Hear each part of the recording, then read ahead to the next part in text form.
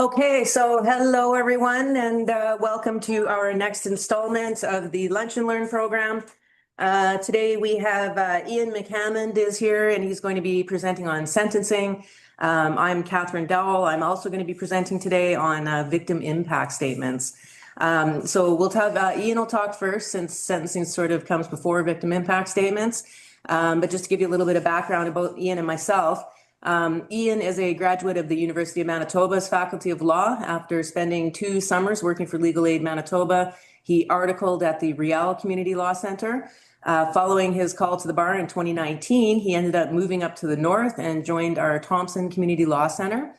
And after what will be 7 years working in the Thompson office, he will soon be returning to Winnipeg and working at the Riel Community Law Centre. So I think that's going to happen this summer. So we're going to welcome Ian back to Winnipeg. And as far as myself, I can just tell you all that I articled with LAM again after summering for 2 years with them. Back in 2004 was my articles. I got my call in 2005. I've practiced in criminal law ever since. I did 3 years working in the private bar, then returned to legal aid in 2008 with the Phoenix Community Law Center. Started there as a staff lawyer and eventually became the supervising attorney at the Phoenix office. After several years of being the supervisor at Phoenix, I then came up to senior management and joined them in 2020. And then in 2021, I became the senior area director in a permanent position here in management. So we're all legal aid people all the time, pretty much since the beginning. So, all right, well, with that, I'm going to pass it on to Ian to touch base on sentencings. Thanks, Catherine. So what I'll do is I'm going to go over a couple of presentations and papers from the National Law Conference that were covered when we were in Vancouver this past summer. Can everybody hear me all right, by the way? Yes. Okay, perfect. Yeah, you sound good. Thank you. So I'll start off and sort of a general overview, and this is provided from the Honorable Chief Justice Mark Richard, from New Brunswick, and then I'll move on to some more comments on submissions. So when you're looking at sentencing submissions, the justice says, effective submissions guide the court in navigating the complex task of sentencing. So apply the legal framework, apply the principles from the criminal code, highlight the unique facts of the offense, the situation of your client, and situate the case within specific context. There's a weighing of the aggravating and mitigating factors, and you want clarity and precision for this. Then proposing and analyzing the appropriateness of ancillary orders and practical conditions, probation, restitution, or treatment, if that's going to be required. Now, when it comes to clarity and structure, the Chief Justice there says that it's a cornerstone of effective submissions. And we all know this, that judges, not just frequently, but pretty much always have to juggle a number of different matters in a day in a courtroom, sometimes more than one courtroom if they get moved around depending on the center that you're in. I know here in Thompson, in our bail court, it's packed full. There'll be first appearances, there'll be sentencings, sometimes lengthy sentencing. I know this morning in the bail court, a decision was rendered and delivered on a charter motion. So there's all sorts of things, all sorts of moving parts. Now, in terms of structure that's proposed for the sentencing submissions by the Chief Justice, start off with the law, move on to the circumstances of your client, their background, any personal challenges and positive steps that they may have taken. Discuss the aggravating and mitigating factors, the ones that are particularly aggravating factors outlined in the criminal code, and then aggravating and mitigating factors that you can find from case law, sentencing range and precedents. Then have a time for victim impact statements, and Katherine will be discussing more about that.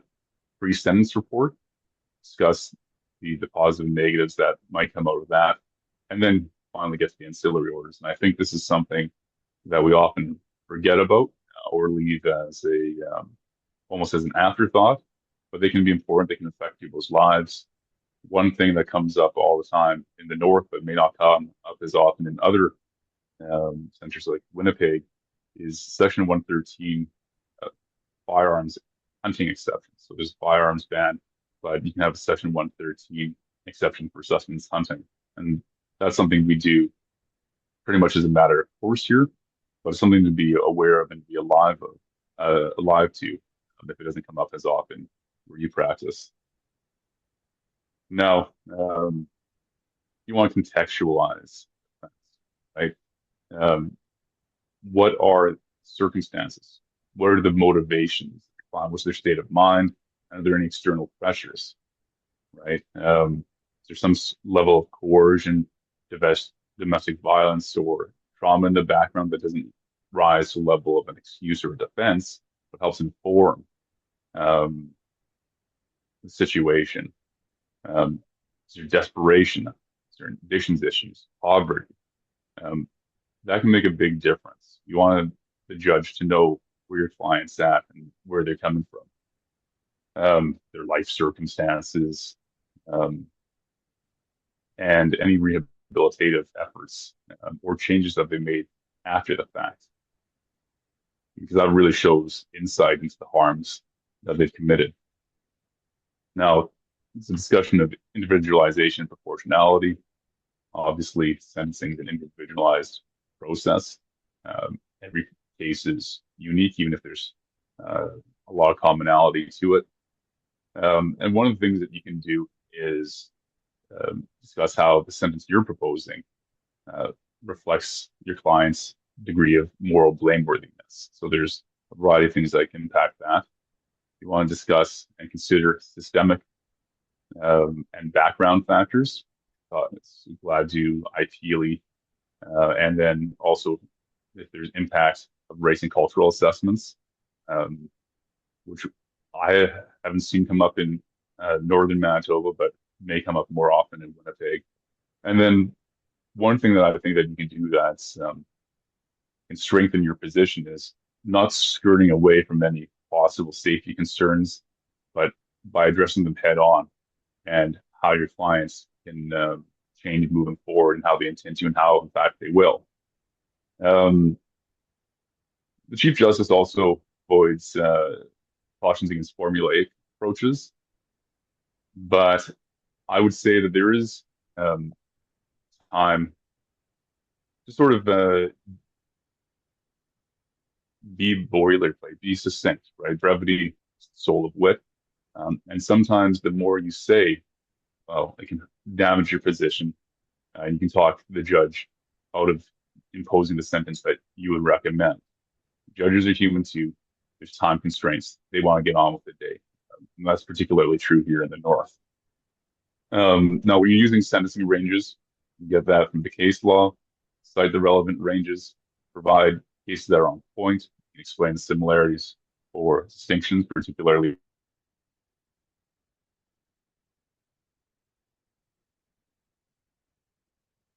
I think extreme Ian, outlier. you froze a Can you little still hear bit me? there, Ian, just so you know. Thank you. Can you hear me now? Yeah. Okay, perfect. And you want to avoid outlier cases, right? Bring has stopped. Sorry, Oh, Ian, now you some cut progress out again. again. Actually, the entire Zoom cut out for a second there. You're back. Okay, perfect. So I think at this stage, moving on, when it comes to zero in a little bit more on LADU, IPLE, or IRCA, can everyone still hear me? Because I see the Yep. screen's a little bit fuzzy Yep. now. I can Okay, hear so you. with it, the court is required to consider systemic and background factors and generational trauma, history of colonization and discrimination, the availability of community-based, culturally appropriate alternatives, and the need to avoid perpetuating the incarceration of Indigenous people. When it comes to the IRCA in particular, effects of historical and systemic discrimination, social context that bears on the moral culpability of your client, and then again, alternatives to incarceration and culturally appropriate accountability measures. Now, the Crown and defense are both responsible for bringing these factors and laying them out before the court. Um, but obviously, as the advocate for your clients, the greatest responsibility lies with you. I've had it happen, and I'm sure other people have too. I've been given positions from the Crown that say that they take into my clients consideration my clients' glad youth factors. Well, they don't know. Oftentimes in these cases, they don't know anything about my clients, so I'm not sure how they've been able to take into consideration their glad youth factors without actually knowing anything about their background, without a pre-sentence report, without me having shared anything with them. So I think it is incumbent on counsel, on the defense counsel, to lay that out and particularize it and explain it in a way to the judge that's persuasive for whatever position you're trying to advance.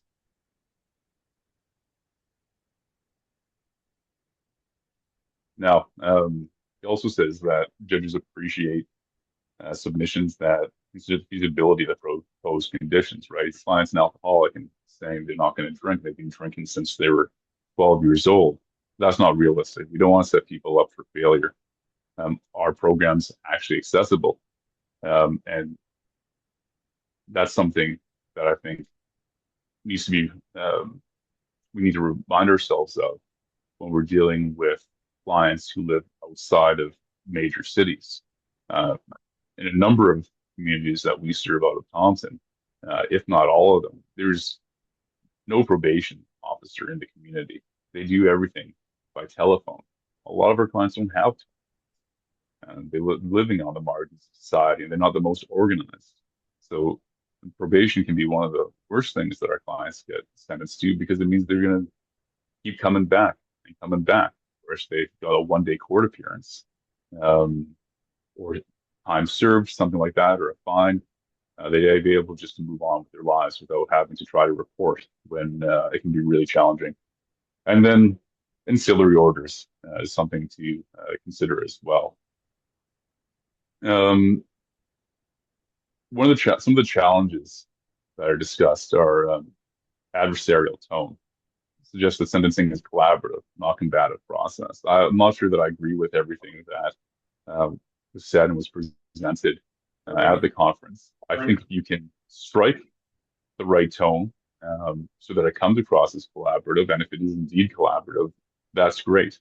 But sometimes you're dealing with a Crown who takes a really harsh position, and you have to advocate fiercely for your client. Incomplete analysis, another issue that can undermine credibility of your position with the judge. Lack of supporting materials. In some cases, you need to provide case law so that the judge sees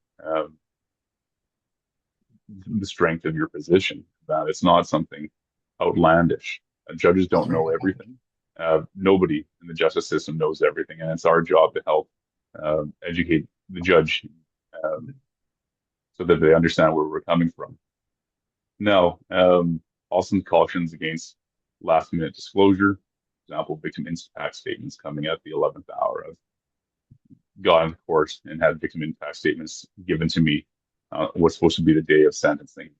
There can be issues with victim impact statements that Katherine may be discussing later, but I'll also touch on later as well. Another challenge is overlooking victim perspectives. I mean, that's something that's going to be more Crown oriented. And then boilerplate arguments. It says that generic submissions waste the court's time, risk, and justice. But I had a case just the other day where I could tell I didn't want to say too much. You know, sometimes you want to just stick to the basics and let the judge do their job, especially if you can see which way the judge is leaning. Of course, you want to be civil throughout, advocate firmly but respectfully, acknowledge the strengths and weaknesses of your position. And that kind of candor, I think, goes a long way with the court. Propose realistic principled outcomes and work with opposing counsel for Crown to narrow issues, agree on facts, and identify areas of consensus. And that's important. You want to make sure that things are as straightforward, clear, and easygoing for the judge and the court as possible. You know, if you move too quickly, and I think it can happen to anyone, especially in busy bail court, trying to come to a resolution.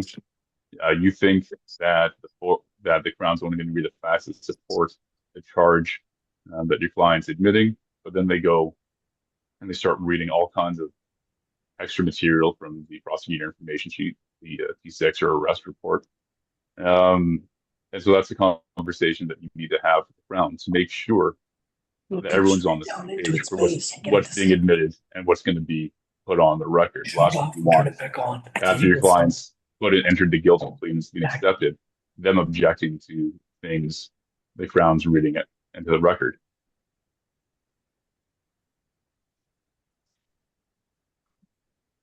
So moving on to preparing submissions and discussing a bit about Crown and defense perspectives. This coming from Scott Hutchison, lawyer out of Toronto. That a big part of our job is individualizing and humanizing our clients. We're obviously in the best position to do that, and we have tools that can assist us, like pre-sentence reports. But ultimately, we're going to be the one advocating for our client. We're spending the most time with our clients compared to anybody else. We know them better than anybody else involved in the justice system. Now, the Crown's role is a little bit different. They're a minister of justice, and they have to refrain from suppressing relevant facts, and they're obliged to bring forward anything that would materially assist the court, even if it doesn't advance their position. Their job isn't to just try and get the harshest, highest sentence possible. Up to Crown and defense to assist the court in determining the appropriate penalty, punishment. Obviously, though, a lot of respects, we're a hired gun for our clients, so our role is a bit different. So when you're preparing for your sentencing submissions, you want to review the criminal code, see what's actually available, and what kinds of ancillary orders go along with it, what's mandatory, what kind of prohibitions the Crown might be seeking. And there's a range of sentences that one can get, absolute conditional discharges. And this can be obviously something you want to consider, particularly if your client is a first-time offender. Suspended sentence and probation, fines. There should be a realistic chance that your client can pay the fine. Additional sentence orders, CSOs, often referred to as house arrest, and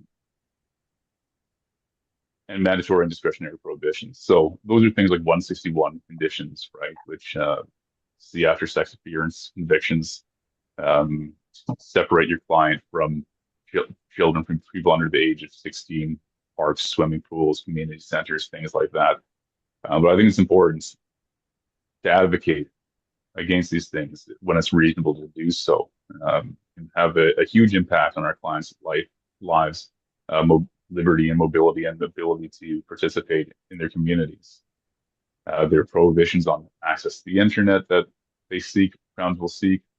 Obviously, NCOs are not communication orders with complainants, or Crown would refer to as a victim. Weapons prohibitions, driving prohibitions, forfeiture orders, and then DNA orders from the order, and Sawyer orders, which come about after sex offenses. And I think with that, it's important to remember to emphasize to your clients that they have to report every year. It's something that a lot of them will end up forgetting, but a lot of times for some offenders, they can all be seeking jail on that breach. Up here, it's a little bit different, but I gather that in other places, jail is the default position of the Crown going into it. When there's minimum and maximums and the range, as well as consecutive concurrent sentences, these are all things to keep in mind. When there's minimums, then certain conditional sentence orders aren't available. Maximums can have collateral I understand when there's a maximum sentence, when you look at that, it can have collateral immigration consequences. Another thing is to consider the length of the sentence, right? If the client has 2 years, less than 2 years going forward, 2 years less a day, that's going to be a provincial institution. And if it's 2 years or more going forward, it's going to be a federal institution, the pen. Now, if you're a fellow and you're sentenced to the pen, you'll end up in Stony Mountain. At least it's in Manitoba. But if you're female, you're going to end up outside of province. Another thing to consider is for youth clients, that can have a huge impact on our clients up here in the north because we have no jails up here in Thompson. If you're a youth, if you're a kid, you're going to end up in the Manitoba Youth Center, which is an hour drive from here. If you're from one of the communities, it's going to be even further drive and might require a plane or a boat or driving on a winter road to get to Thompson to go to the community in the first place. And these are things that you can mention when you're talking about the Crown's position being particularly harsh or onerous or crushing on their client. And of course, consecutive versus concurrent are things to consider as well, whether the sentences run at the same time as each other or if they run one after another.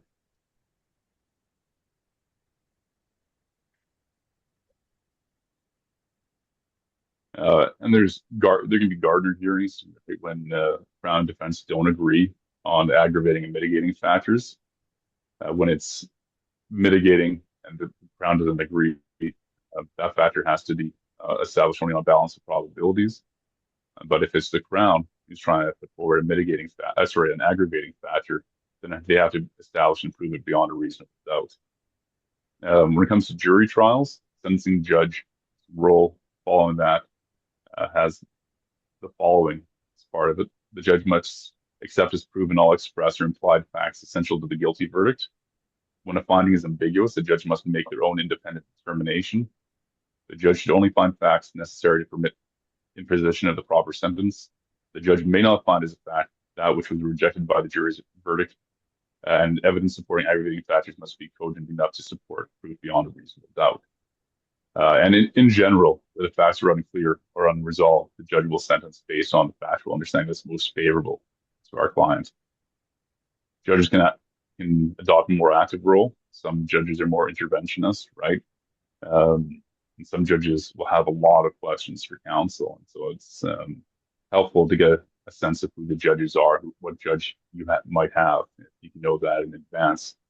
Some judges will ask all about the plans going forward. Others might ask all about history of colonization and how that's impacted your client and the community. So I think the takeaway here is to be prepared. You can be prepared for any possible question that they might ask. Doesn't mean that you need to get into everything on the record during the course of your submissions, but if the judge has questions, you want to be prepared.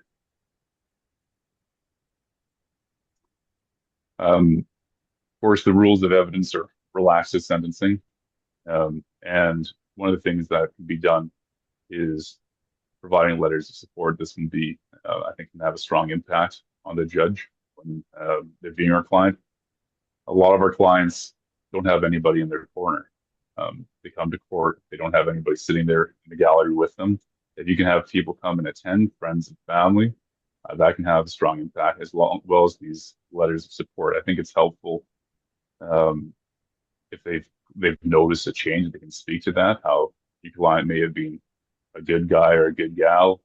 They got into trouble, got into addiction, whatever it is, but they've managed to turn their life around through assistance through AFM, BHF, or some other program. I think that can be pretty powerful.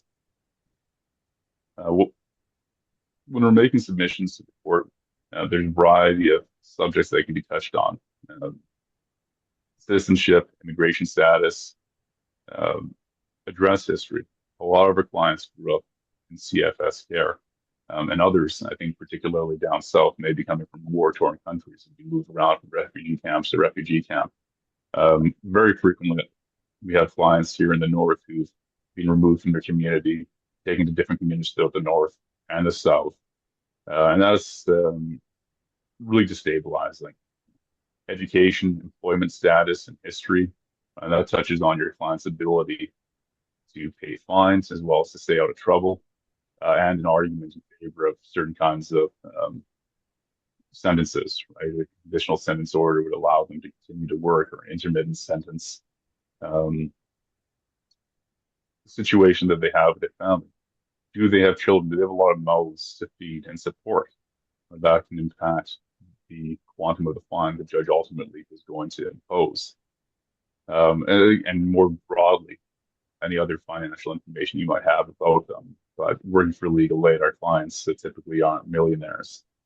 You can discuss and touch on the criminal history of our clients. There's been particular, if there's been gaps in their record, what were they doing during that time that kept them out of trouble? Were they sober at that time? Were they working at that time? Can that be replicated going forward? Give the judge confidence that by imposing the sentence you're suggesting, they won't come back, or that they ought to be a little more lenient on your client. Medical history, if there's any health issues that are involved, prior abuse. I think this one is something that we need to be careful about. I think for a while, at least some lawyers, I think, will discuss all sorts of abuse their clients have experienced, and those can also be addressed in GLAD reports. But I think we have to be sensitive to the information that we share on the record, especially when there's a bunch of people in the courtroom too from the same community. It can be stigmatizing, re-traumatizing, and embarrassing for people.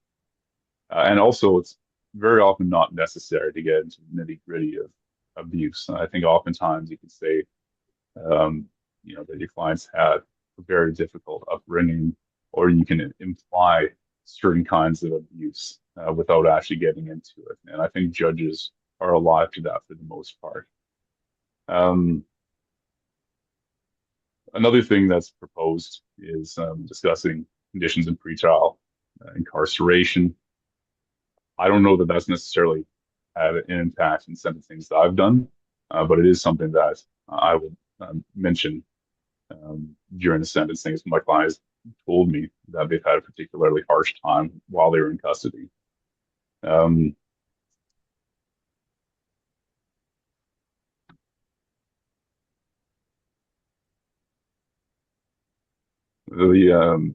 fellow here suggests having a checklist, and you can look at the relevant statutory factors in the criminal code in terms of aggravating factors. If it's motivated by hate, there's an abuse of an intimate partner or family member, offenses against a person under the age of 18, use of a position of trust or authority, involvement of or with a criminal organization, and offenses committed while on conditional sentence or supervision. Now, you also turn to case law, look for factors there, such as planning, deliberation, continuation of a crime, the negative impact on the victims, profit and motivation of your client. These are things that the Crown are going to try and hammer home, and you need to find a way to address them. Criminal records, when we're discussing that, if your client has a history of unbroken record for breaches and serious crimes and long periods of incarceration, the likelihood of them getting a conditional absolute discharge is basically zero. You want to ask and suggest sentences that are reasonable, realistic, and actually have a shot at getting.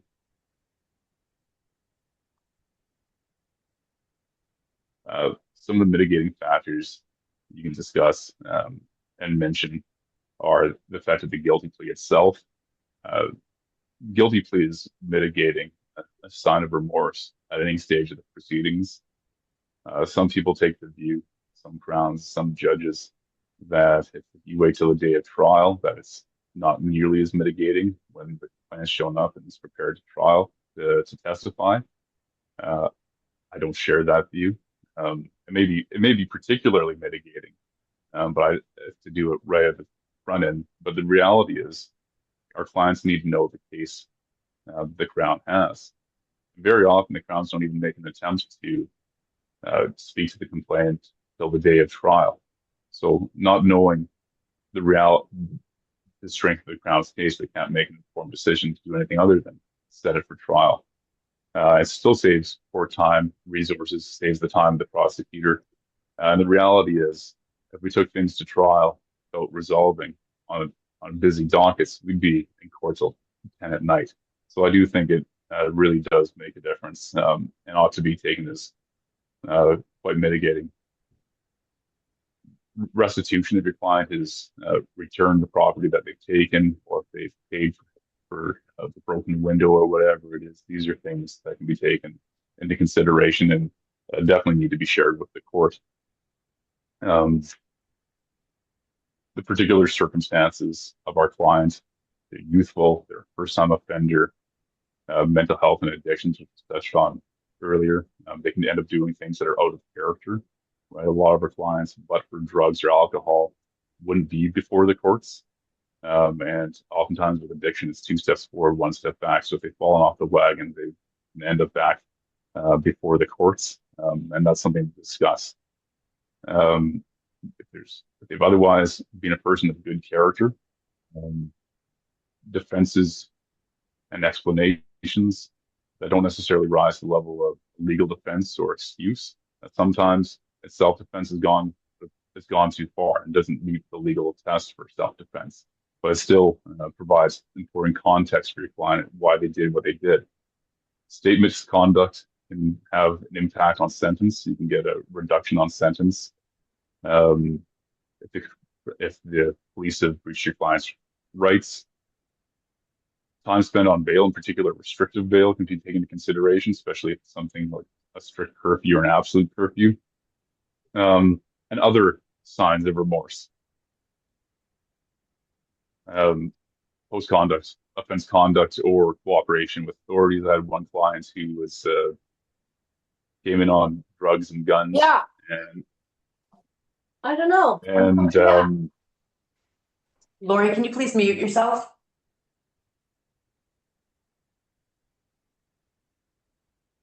Go ahead. So I had one client who, thanks, Katherine, who was charged with guns and drug offenses, but he made 5 separate statements to the police. And his cooperation with authorities was, even though I wouldn't have recommended doing that myself, his earlier cooperation with the police made an impact on the Crown in my negotiations with her.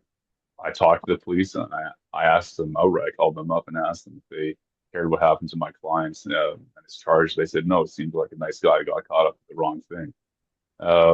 And that obviously spilled over with my discussions with the federal Crown.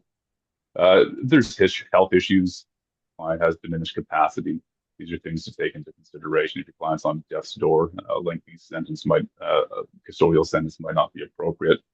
And you want to discuss collateral consequences, things such as immigration consequences, if they're going to be losing their job because they don't have a driver's license or their inability to find certain kinds of work because they're just now going to be in position of a criminal conviction. I'm just noticing the time, so I think I'll leave it there and turn things over to Katherine. Okay, does anybody have any specific questions for Ian? You can either unmute yourselves or go into the chat and just write your question down. I will make one comment about what Ian was talking about. It made me think about what you were mentioning, trying to get your supports for your client to actually attend court. And obviously that can be difficult sometimes. Reminded me of a situation where Lori Anderson, who's actually on this Zoom with us here, she and I had represented a young person in Portage Prairie who was up for a murder. And it was because it was a small community, First Nation, close to Portage, where an individual had died of a gunshot wound. And the youth, there was 2 youths actually involved in it. But for the sentencing for our client and the arguments for a youth sentence and whatnot, no one showed up on behalf of our client, like not even his mother. But the community center was packed, or the courthouse was packed with individuals that were there for the victim, the deceased. And, I mean, it looks bad when you're dealing with like 35 people that are there for the deceased and nobody's there for our client. However, we flipped it and sort of used that to point out that our client had had a very difficult upbringing, relationship with the mother was difficult. And so we sort of ended up using the fact that nobody showed up for our client as a form of mitigation. So I always think outside the box when you're dealing with sentencing issues and circumstances you find yourselves in. You'll often end up dealing with sentencing on clients where they don't give you a whole lot to work with. We used to call that jazz hands, where you're kind of going out and doing the "come on, Your Honor," that kind of thing. But I always think outside the box. Like I said, we had the situation where nobody was there for our client despite our efforts to get people there, and we ended up using it that way in any event. Which sort of dovetails into the topic I'm going to be covering today is victim impact statements. And that particular case, I'm going to talk a little bit about the background of them, where they came from, how long they've been around, some of the amendments that have come into place. But one thing I will say at the outset for victim impact statements, as a defense lawyer, it can be difficult to sit in court and listen to people read out their victim impact statements, much more so when the individual themselves reads the statement and not the Crown attorney reading it on their behalf. It sort of loses something there. But as defense lawyers, I mean, we'll talk about all the different things that you need to look for before the actual victim impact statements read into the court. But while that's actually happening, it can be difficult. I mean, people are crying. That particular case I was just talking about, where no one showed up for our client, there's like 35 members of the community there for the deceased. Every single person that got up and read a victim impact statement, it was causing everyone in the gallery to cry, and just the guttural moans from people who are dealing with significant loss in their lives. And as defense lawyers, we have to sit there and keep a straight face. We cannot show emotion. Obviously there's no crying in baseball and that kind of thing, but those kinds of things can be difficult. So just make sure you take care of your own mental health in that regard. And like I said, you've done the work as far as reviewing what should and should not be read into court. So as much as you're listening to what that person is reading to the court, you can kind of tune out a little bit and sort of protect yourself from getting drawn too far into the circumstances in the courtroom at that time. So as far as victim impact statements, they've actually been around only since 1988, which I know for a lot of you probably seems like a long time ago, but like I had just graduated high school at that point. So to me, it doesn't seem like that long ago, despite the fact that it is. So the original provisions with respect to victim impact statements were enacted in 1988 then. So at that time, though, it was a very narrow definition of who qualifies as a victim. It was only the direct victim, and only as it related to physical or emotional loss of that particular individual. Nowadays, there's a much broader definition of it. It includes not only the physical and emotional harm, but also things like property damage or economic loss. And it's not only now the direct victim, but it now also can be others who were impacted by the offense. So, for example, like if a victim is deceased or unable to participate, the code allows for other people to act on that victim's behalf. And since 2015, also communities can now actually provide community impact statements. So that's a fairly significant change in that regard as well. So the forms of victim impact statements are set out in the code, the actual forms that they have to follow.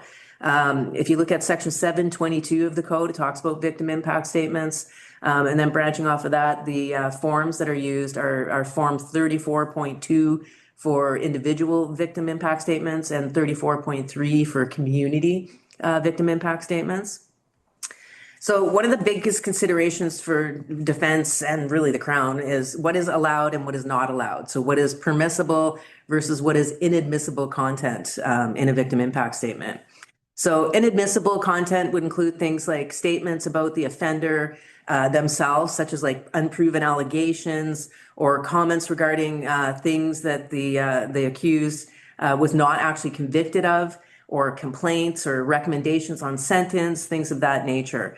Also like revenge criticisms or statements about the life or attributes of a particular accused. So, it's not allowed to say, well, he's a big drunk anyway, or he's a known wife beater, when he does not have things like that on his records. Or just basically if the victims or their family members' position is that the guy's just a jerk or whatever. You cannot get into things like that. It has to relate directly to the offense that was involved. So really prosecutors or victim services should be speaking to complainants in advance to head off these kinds of issues. Often that unfortunately does not happen, so it then will fall to defense to make sure that only proper information is going before the court. So as a defense lawyer, you've got to review these statements in advance. You should be getting them in advance of the hearing.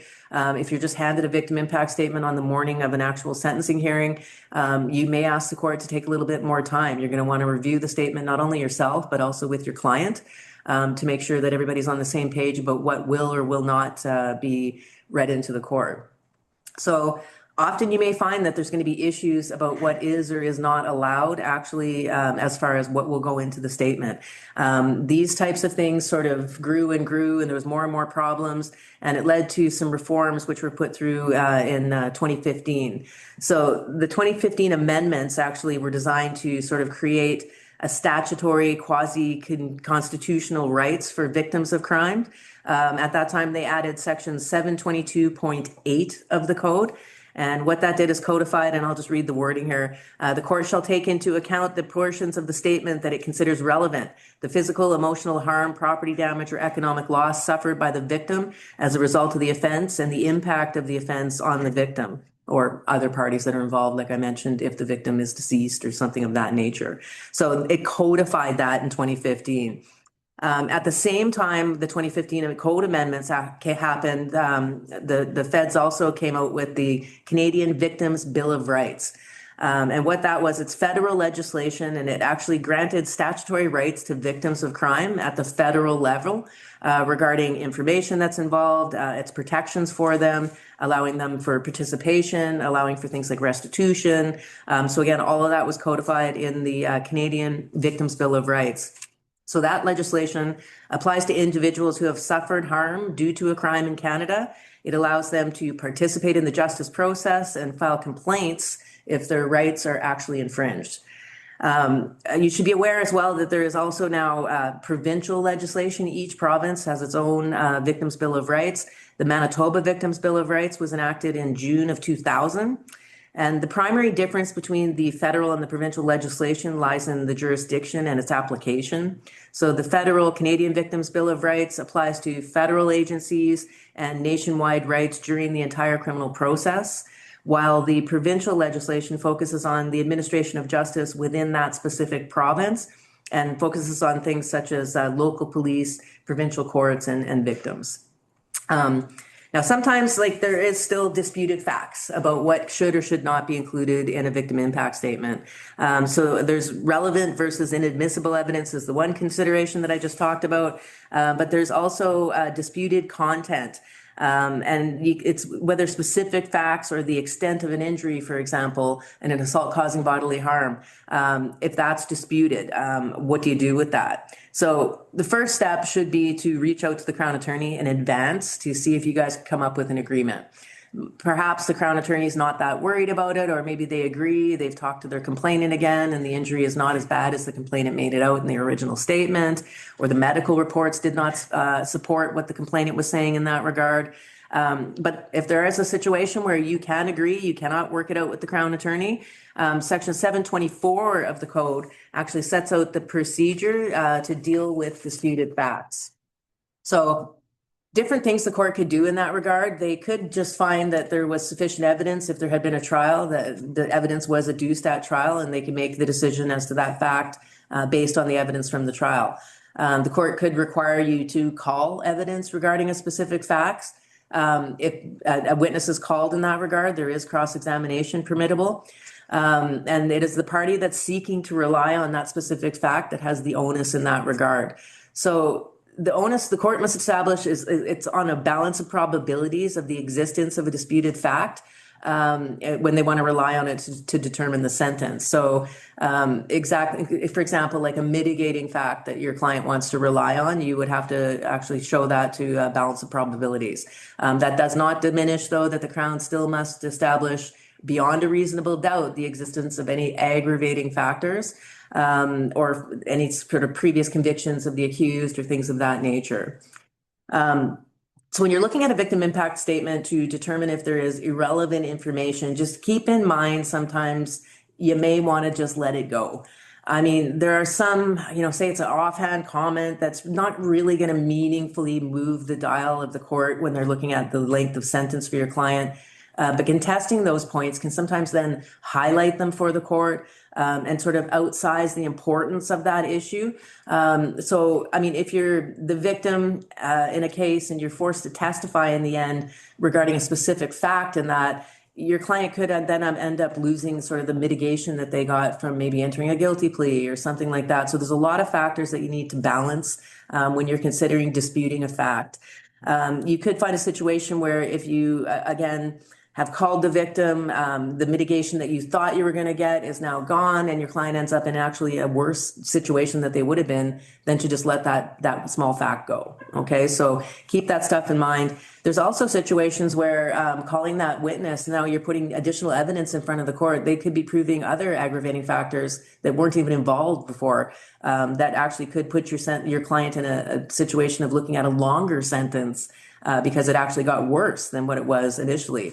You've also got to worry about facts coming in that maybe a firearm was used and the court actually agrees with that. These kinds of things can significantly affect the length of a client's statement. So I really just caution you in that regard to choose your battles carefully.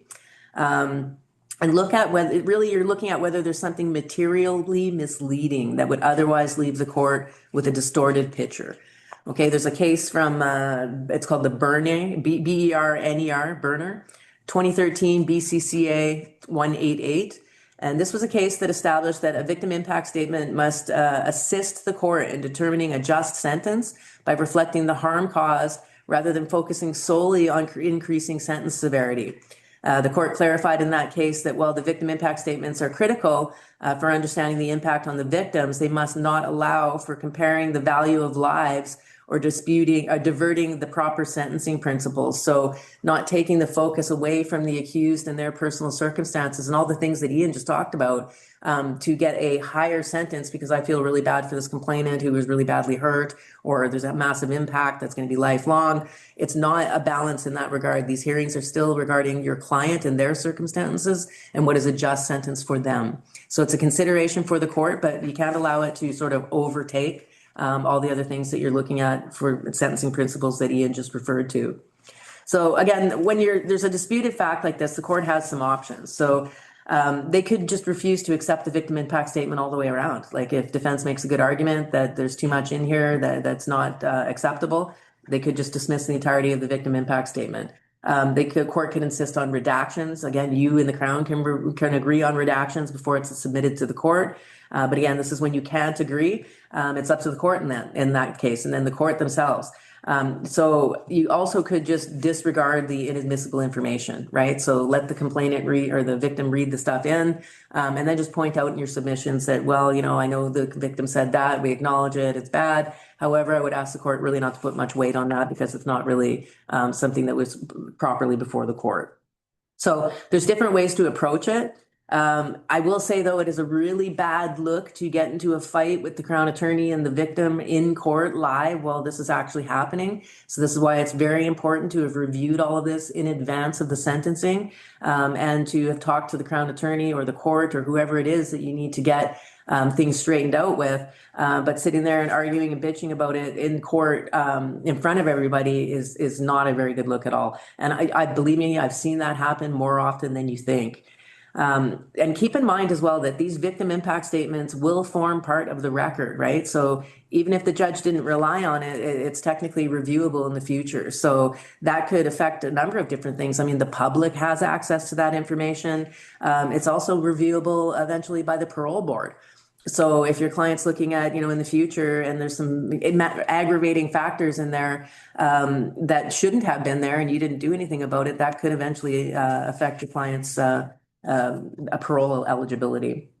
So a final note in that regard is, if the court's going to disregard a portion of the victim impact statement and you've sort of hashed this out, the court is not relying on that statement, you should actually put that on the record and sort of clarify that so that that's properly noted in case there was some sort of an appeal or things like it's being reviewed by the parole board in the future. So just to make sure that the record is clear in that regard. So I'll just point out a couple other small things before I close out here. There really is no limit on the number of victim impact statements that a court can accept. I personally don't agree with that situation, but there's a couple of cases specifically out of Manitoba where there was like one case was 100 victim impact statements and another one was 96 victim impact statements. So the 100 statements was a 2023 case of a guy by the name of Jordan Reimer, and it was an impaired cause death case. And then also the 2018 Nicholas Bell-Wright shooting death of an individual by the name of Cooper Nemeth.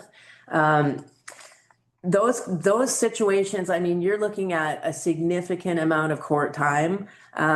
Really, the court needs to keep control of these things and can't allow these victim impact statements to sort of overwhelm the entire sentencing process. There's what's called reasoning prejudice and moral prejudice concerns. So reasoning prejudice would be the risk in legal proceedings that too much evidence like this will actually confuse or distract or mislead the trier of fact from logical facts-based decisions. And unlike moral prejudice, which could cause like sort of hatred towards the accused, and cause a trier of fact to misuse evidence, resulting in what could be an unfair or irrational verdict. So these are all things that, you need to keep in mind. We also don't want it to sort of trivialize the victimization of the central complainants in this, right? So the main complainant gets lost when you have 96 other people reading victim impact statements in. So a Crown attorney needs to be able to manage the expectations of the victims and their families. The court ultimately has control of the process, so it's going to be up to the court. So if you find yourself in a case where, Crown's kind of indicating that there's going to be 90 victim impact statements, you might want to call a case management and go and talk to the sentencing judge in advance and have the court, first of all, flagged and be aware, because you're going to have to schedule a pile of court time to be able to accommodate all of that. But you might want to sit down with the court and allow the court to sort of reel it in a little bit, or at least warn you in advance that, yeah, they're going to allow 100 victim impact statements so that you can prepare yourself and your client for that ultimate circumstance. So again, reach out to the Crown attorneys in advance, reach out to the court in advance, and get everybody to sort of outline everything before these hearings start so that you kind of know where it's going. Your client's not going to be surprised about anything. And hopefully you can try to set some boundaries in that regard. So really the bottom line on this whole thing, as I said, think it through while you're before these hearings get set up.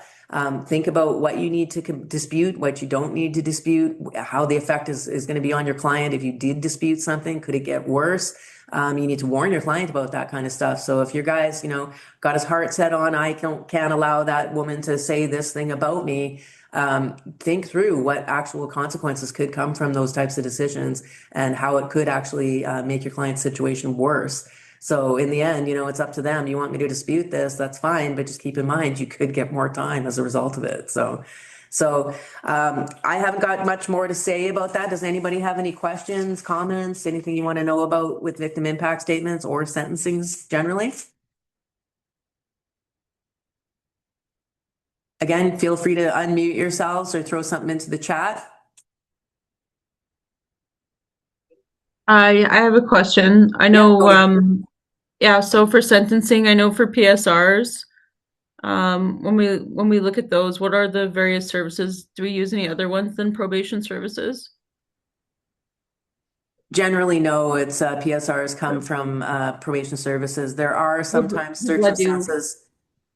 Sorry, I'll let Ian talk right away too. There are circumstances where we can authorize private GLADU reports. There's now a new program through Winnipeg, and I'm sure it could extend to your area, Cody. I haven't looked into that piece.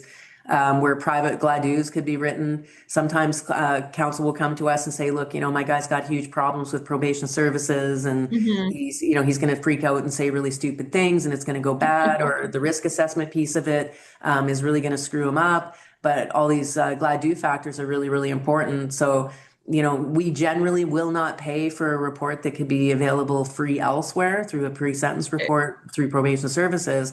But there's a possibility, like if you can pitch it that way. And again, this new program that's now come out. So there are some pieces of PSRs that can be obtained elsewhere, but overriding way that people deal with it is through probation services. Ian, do you have anything to add to that?